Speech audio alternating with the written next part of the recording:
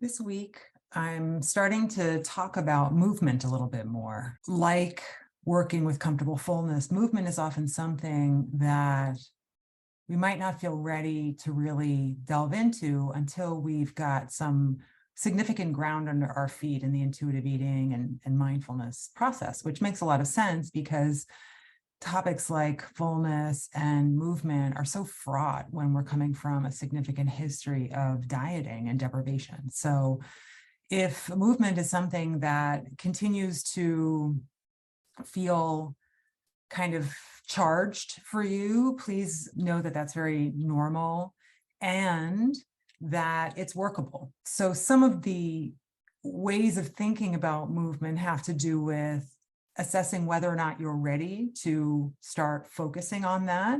And I think that that has a lot to do with the thought work of whether you've got the basics down with intuitive eating, you're eating regularly, more often than not, you're eating for your physical hunger, you're consistently, if not constantly, working with challenging the food police, making peace with food, things like this, prioritizing satisfaction. Because when you have that ground under you, you start to collect the data that you can trust your body, and that your body, when listened to, when cared for, actually does lead you in a good direction, not in a bad direction, as the diet culture would have you believe. And I think as those data accumulate, we start to feel more and more ready to work with something like movement.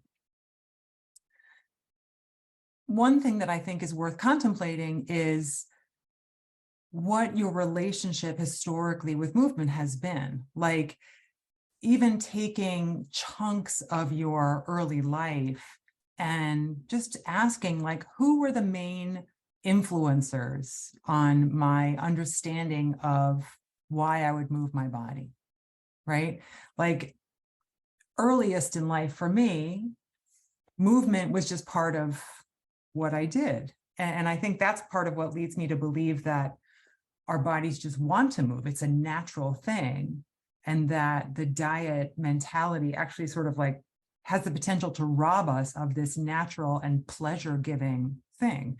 So for many of us, before the diet mentality sunk in, movement was just an integral part of our lives. You know, we would play, we would embody our emotions, you know, maybe doing a happy dance when our favorite meal was being prepared, or feeling like we couldn't stay still when we were excited about something, or even just like getting into like favorite types of movement, like playing soccer or playing tag or dodgeball or like things like that. So contemplate like your earliest relationship with movement, and then maybe start to contemplate when the diet mentality snuck in. I remember sitting on the floor during the day, maybe it was a sick day, with my mom, and Jane Fonda was on TV wearing her little lavender leotard. And that was probably my first introduction to movement for the purpose of changing your body or keeping your body a certain way.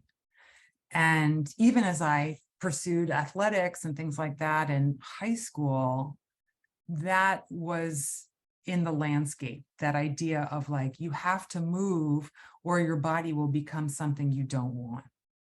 And so, you know, that really influenced the trajectory of my relationship with movement. And it's really only like years into my own intuitive eating process that I started to make the connection between movement as a source of pleasure, something I would do for how I feel during it, as well as after doing it. And that would be the motivator, not fear, but pleasure, you know. And certainly in my approach to intuitive eating, we focused a lot on being able to tolerate discomfort. And sure, tolerating discomfort has a role in some ways, in many ways, probably, with our relationship with movement. But I think perhaps what we need to start to really consider is where pleasure comes into it, because ultimately that is a big motivator for us.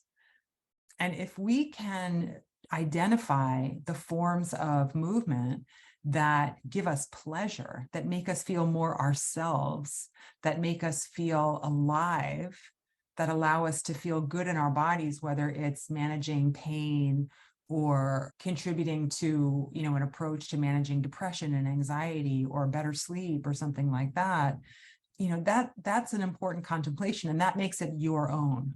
That makes it, an intentional relationship with movement.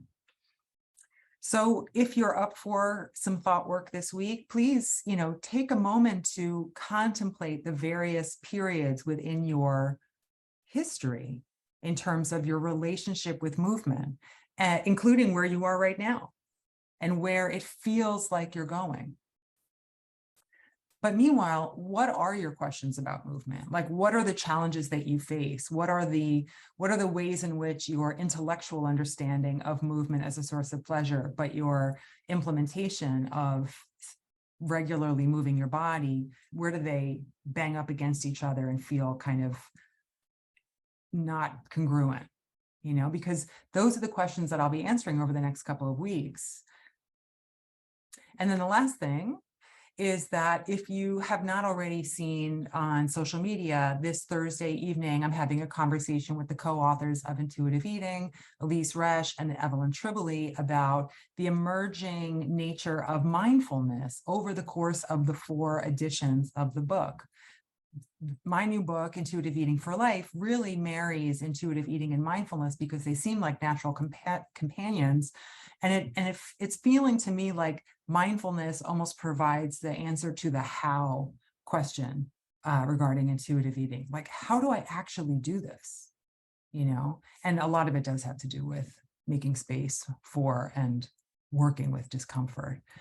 But it also has to do with pleasure, with just being aware of pleasure.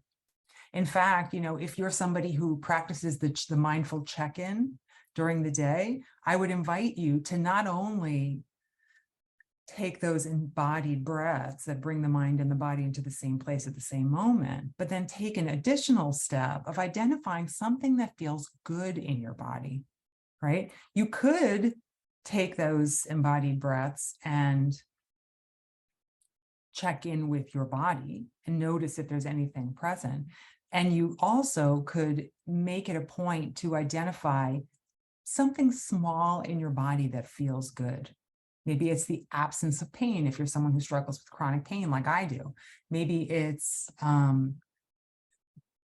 experiencing kind of an ideal temperature, given the temperature in the room and the clothing that you have on. Maybe it's a comfortable seated position that you found yourself in. There's lots of tiny little ways we can experience pleasure in our bodies, and we can expand our perspective to include that so that it becomes one of the things we sort of more naturally, more automatically notice. And in the meanwhile, we're sort of changing our relationship with pleasure. It's not this separate thing. It's not this thing that we have to put off and then we gorge ourselves on later, as we often do. We sort of like refrain from anything pleasurable and then, overdo it in many different ways, not just with food, but this checking in and noticing what is pleasurable to you in the moment, that makes the practice of pleasure, the awareness of pleasure, the relationship with pleasure more of just a regular integrated part of your life. It's not separate. It's not something you need to delay in any way. So that's it for this week. Please let me know what your questions are about movement. I'm looking forward to hearing them so that I can give you, some thoughts, some starting points for working with that. And I hope to see you on Thursday night with Evelyn and Elise. Even if you can't make it live, sign up, because we'll be recording the event and sending out that recording at the end of it. Okay? Have a great week.